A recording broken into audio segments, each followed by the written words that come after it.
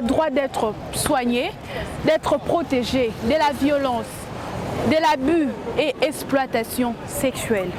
Ils ont droit à une éducation, ils ont droit à une alimentation saine et équilibrée. Mesdames et messieurs, bienvenue dans votre émission Regard sur l'enfant. Aujourd'hui, une édition spéciale où nous allons analyser de fond en comble la situation des enfants en RDC et plus particulièrement à Kinshasa. C'est tout de suite.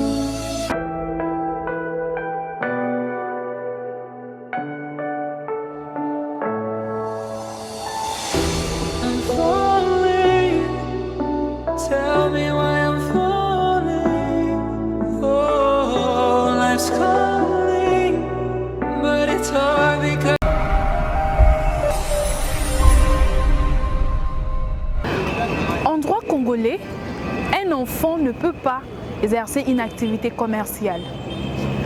La place de l'enfant, dit-on, c'est à l'école. Mais en RDC, le constat est vraiment triste de voir que certains enfants sont obligés de vendre pour avoir de quoi manger. Plus grave alors, certains adultes engagent ces enfants pour être payés par jour ou encore par mois. Vous allez suivre cela en images et on revient tout juste après.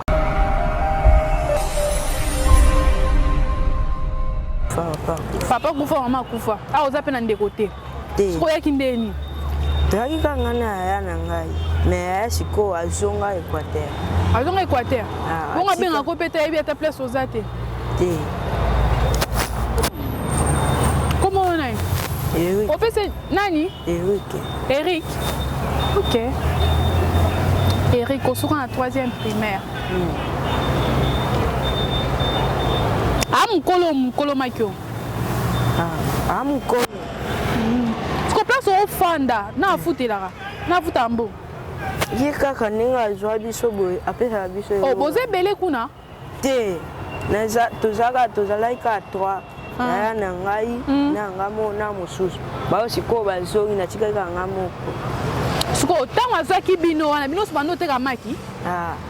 Donc eza nango ndenge na ye azwaka bana oh azwi bana apesi bango mosala bango moteka bamaki na poko baye apesi bino 2500. Na bango siko bango de bazongi na tikali ngamo. Elo nyesa repasser.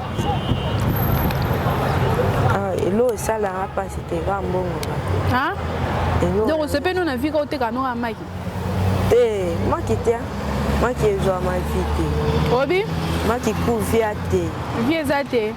On a posa nini kasi. Osana ngaka so na jui nzambe ka alcool ka so elo ezali le na tangi.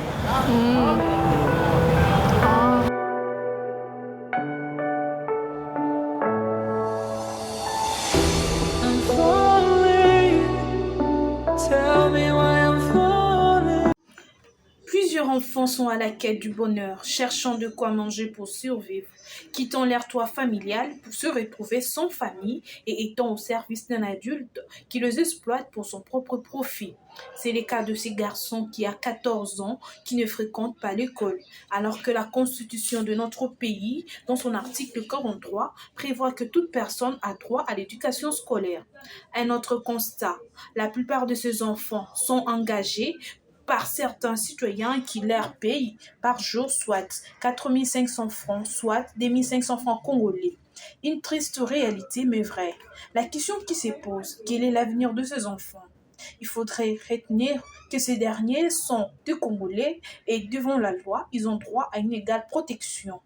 Par ailleurs, nous demandons aux personnes de bonne foi d'agir, car un enfant est un véritable bonheur. Qui n'a pas d'enfant n'a pas de lumière dans les yeux, dit-on.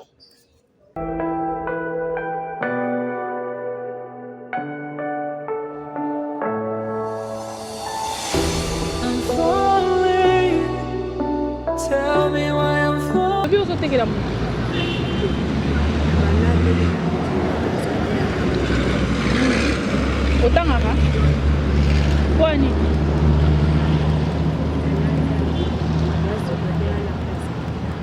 okata classe na classe ni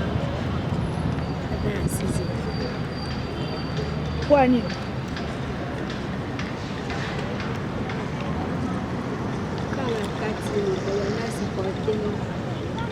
papa na mama baza wapi?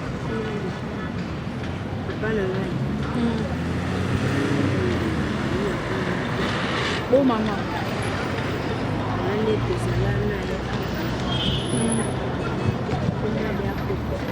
Akoma koko. Koboza suna ete. Ovandaka wapi? Osalaka nini mpona kolia?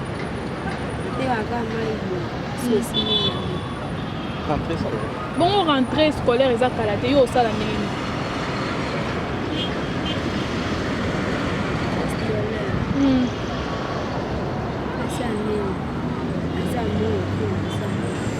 Ndo tekaka boye par jour obimisa combien? Ndo tekaka mai no par jour obimisa combien? So obimisi ba 10 000 osala na ngoni.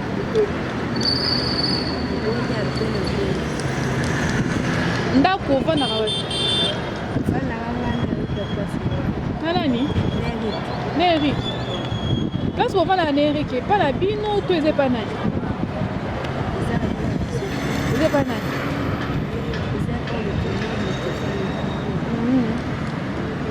Ok. Et bon, membre de famille, mon royaume habité. Il n'y a pas de gamay. Il y a nini? Ok, ça va. Oko senga nini na bato ba Holanda? Oko senga nini na bato ba Holanda? Soit posa no ezani.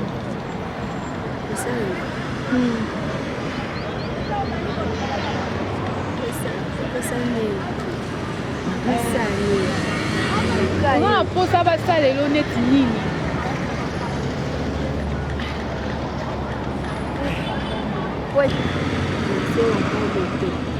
Moto. Posa na oni.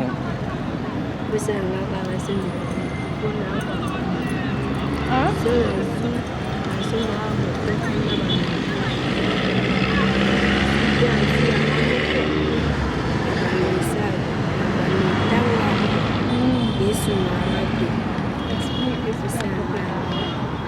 Oza âge ni?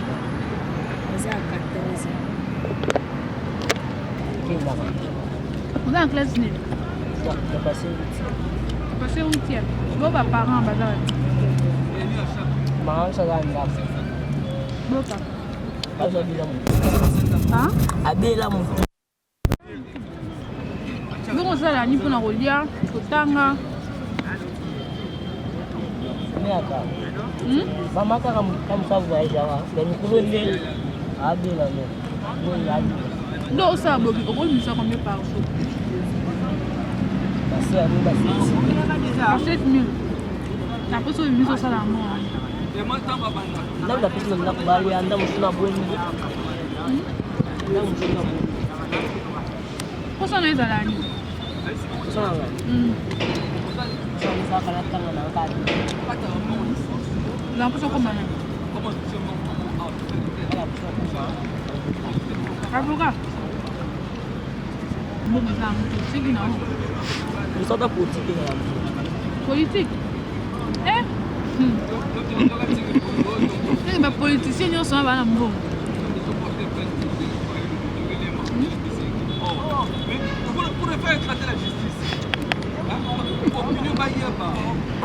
a pas d'enfance difficile. Mais ce qui est difficile pour eux, c'est être un enfant dans un monde où tout le monde est fatigué et son cœur est occupé. Kinshasa, capitale de la République démocratique du Congo. Triste. Vous avez vu par vous-même la situation des enfants dans ces coins de la capitale. Nous étions là pour vous démontrer ensemble avec Emmanuel Mwamba et aussi avec Réveil Coupa la situation des enfants. Je vous dis au revoir et à la prochaine.